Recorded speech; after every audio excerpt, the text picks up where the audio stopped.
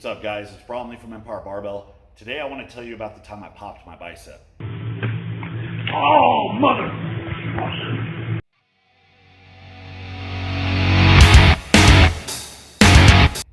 Now, bicep injuries are really common in strength sports, powerlifting and strongman specifically. In fact, I used to joke that if you still have 2 full biceps, you're not a real strongman. Some of the movements that really involve overloading your arms in a fully extended position can put a ton of strain on that bicep tendon. And when you're going full out in a meet and all that adrenaline's pumping, it's really easy to put a little too much pop into something and then the bicep tendon goes.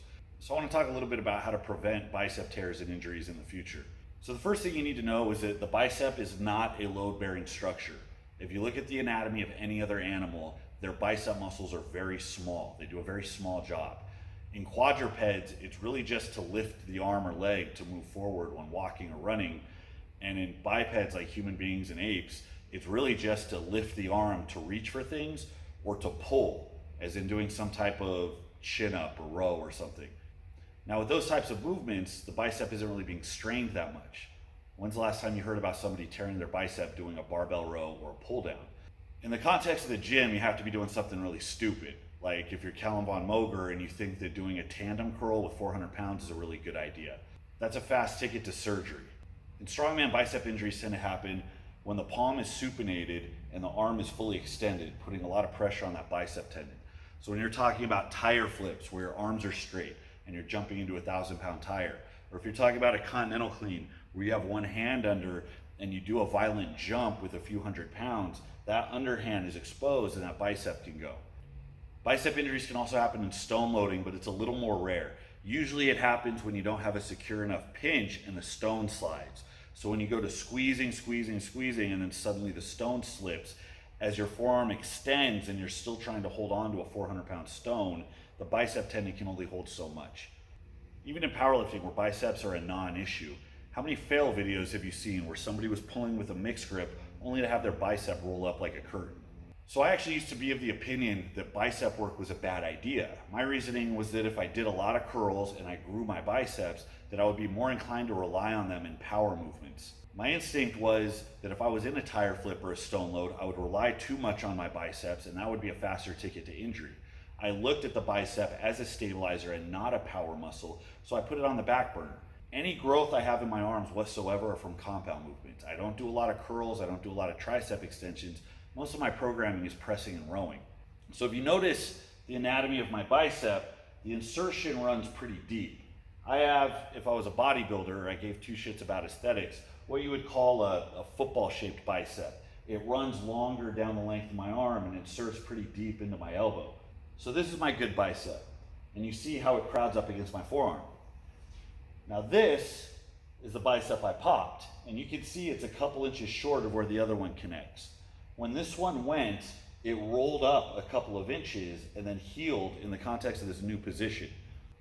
For all of my wisdom and not trying to treat the bicep like a power muscle, it didn't really do me any good because I ended up tearing it anyways. Now when I tore it, I was doing a very heavy tire flip. I was getting ready for a tire that was built at 1,000 pounds, which most of you probably already know is likely bullshit.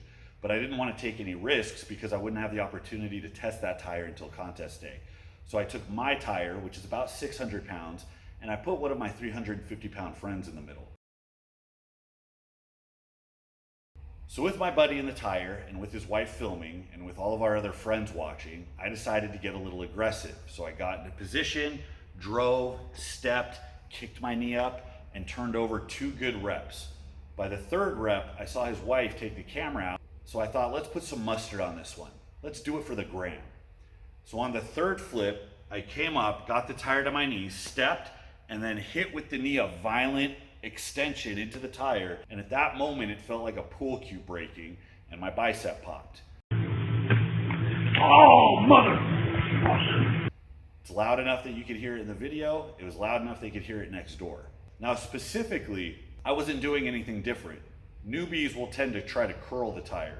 My footwork was on point. The tire didn't feel exponentially heavy to me. It was just one of those freak things. Now in hindsight, I know that my bicep tendons were very weak because I never really trained them. The fact is, any muscle you train is going to get bigger and stronger over time, but the tendons it's attached to are also going to get thicker and they'll be able to handle more force. So someone who regularly does bicep work is probably less likely to get injured, assuming their technique is good on everything. Someone like me who left the bicep tendons weak over a long period of time and then tried to do something like a very heavy tire flip is probably more at risk for a tear.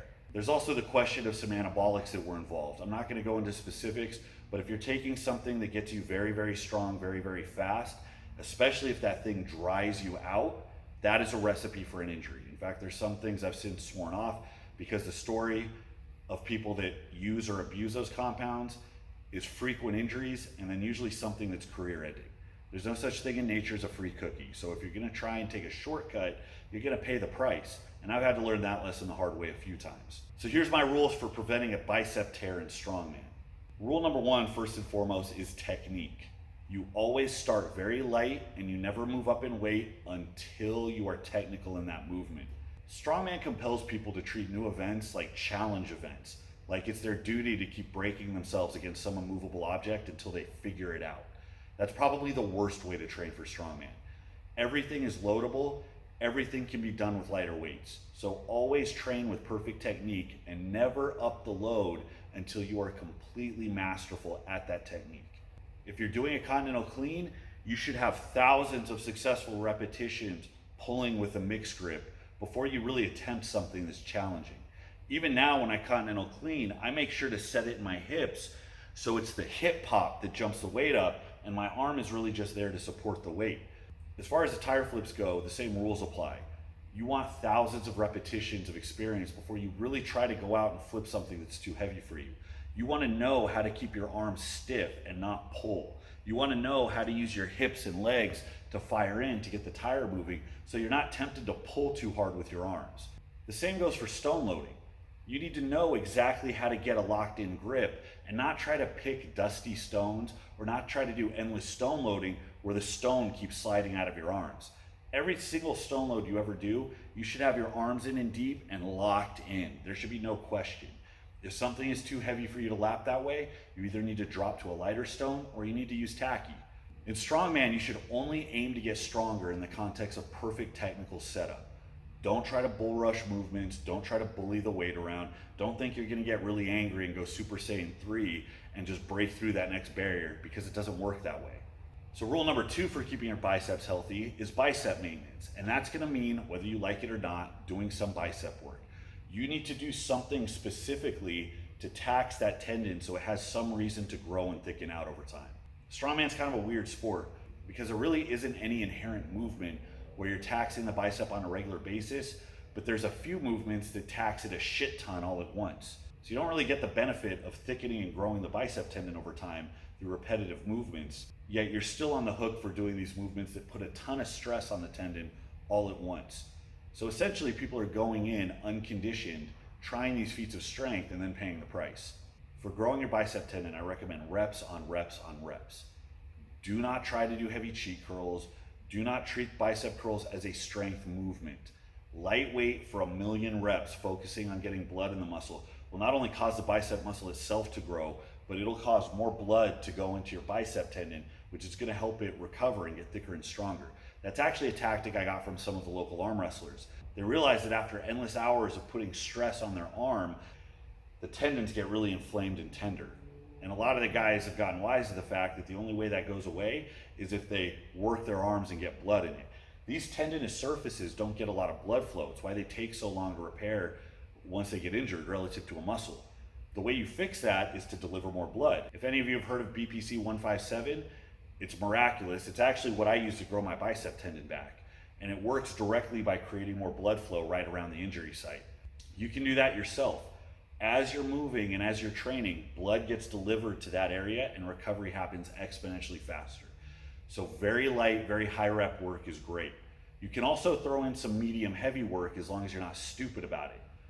No tandem curls, no power curls. Step number three, and probably the most overlooked by everybody, is just basic tissue maintenance.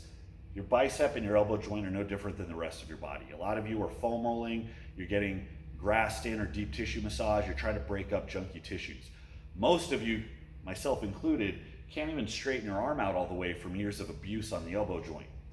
Have somebody who knows what they're doing, Get working on the bicep on a regular basis, especially if you've been regularly drilling heavy continental cleans or heavy tire flips. So there you have it. Those are the big three. Keep your technique pristine, get some work on the elbow joint, and practice basic tissue mobility and maintenance. And that'll put you on the good path to healthy biceps so you don't end up in the same boat as me.